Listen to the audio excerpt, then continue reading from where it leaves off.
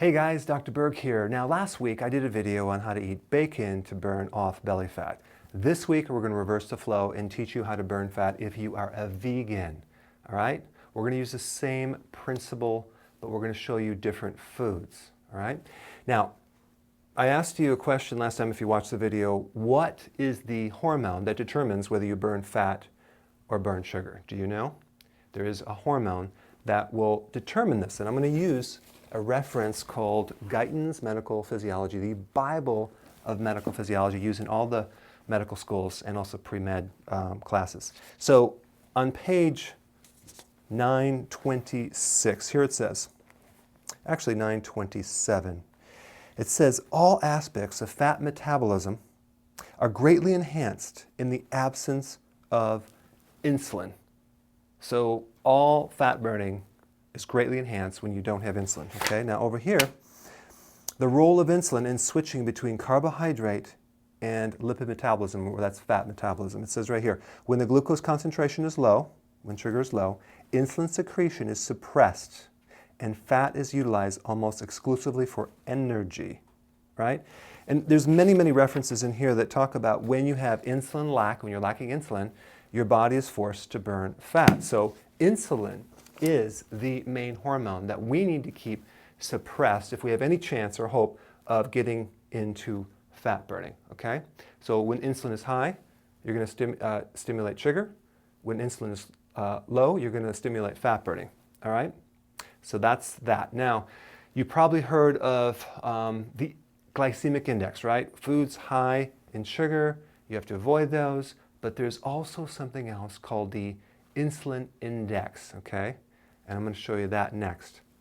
All right, so now we have all the glycemic index foods, which are foods that turn into sugar fast, which trigger insulin, but there are other things that trigger insulin too. And you can see those in the insulin index, okay, which I have right here. So I have from low to high all the foods that don't really trigger insulin and the ones that do. What I did is I summarized all of the foods that are acceptable that are low on the list. So what's interesting are the fattier foods do not trigger insulin, and they're not on the glycemic index. So our goal is to lower insulin. Forget about calories. Let's just talk about hormones. We need to keep insulin as low as possible if you're going to have any chance of losing weight. So these are the foods that are acceptable to consume. Olives, very low on the list, 3%. That's really low. Avocados, very low on the list. Chia seeds, nearly zero effect. Pecans, you can do macadamia nuts. Even peanuts are low on the list. Walnuts are low on the list, but pecans are the lowest. Then we have coconut oil and coconut meat, very low on the list. Mushrooms, low on the list. Seeds, sunflower seeds, pumpkin seeds are really, really good. Peanut butter, tahini butter, that's sesame seed butter. You can get that at the grocery store. All bran, now I don't really recommend cereals, but all bran is low on the list. It's a fiber. Chickpeas as hummus. Kidney beans are low on the list. Other beans are very high on the list. In fact, baked beans is nearly like it's 100%. It's way, way out of the range. Oatmeal, steel cut, is like a moderate, so you could probably do that occasionally. Tofu is low on the list, but what's interesting is highly concentrated protein, like whey protein, which is not vegan, and especially soy protein isolates. You want to stay away from that because that's very high on the list. I'll talk about that in the next section. Vegetables. We can eat all the vegetables except corn and anything too sweet. Pea protein is fine. And ghee, even though that comes from an animal, sometimes that's acceptable in a vegan diet. So these are the foods that you would want to consume. Now, these are the foods that we want to avoid because they do trigger insulin and some of these glucose, okay?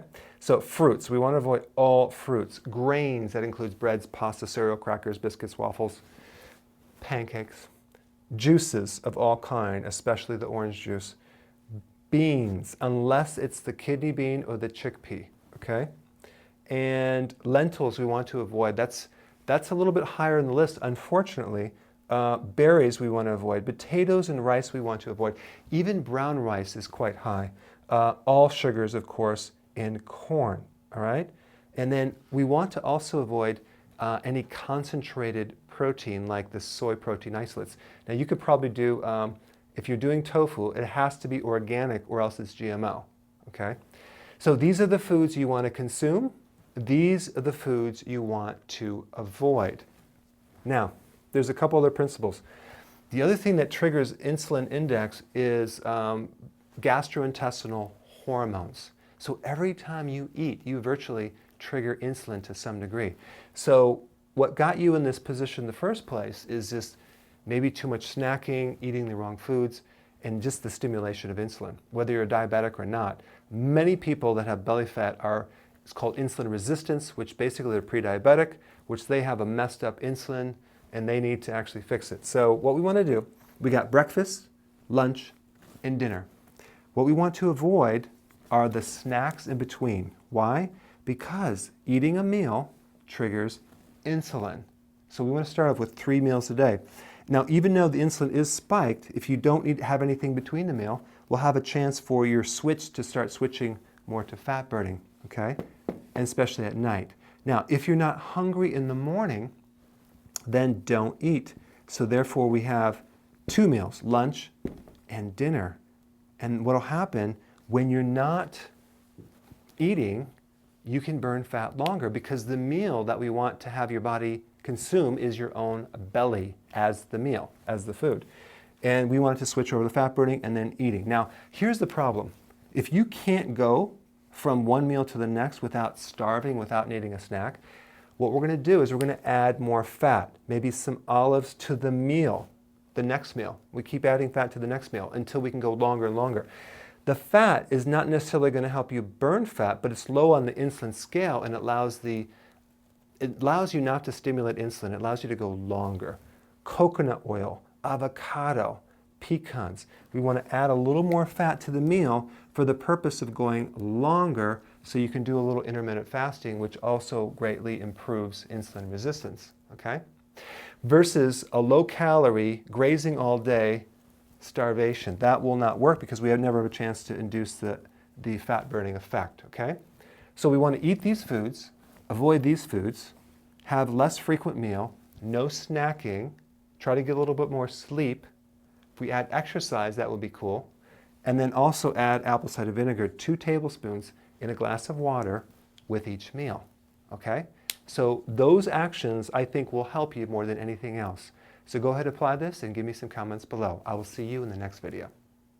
Hey, thanks for watching. Listen, I'm always trying to come up with new ideas for new videos, but I just wanted to ask you personally, what do you need help with? So if there's any topic or subject that you would be more interested in, please click the link below and let me know. Thank you very much.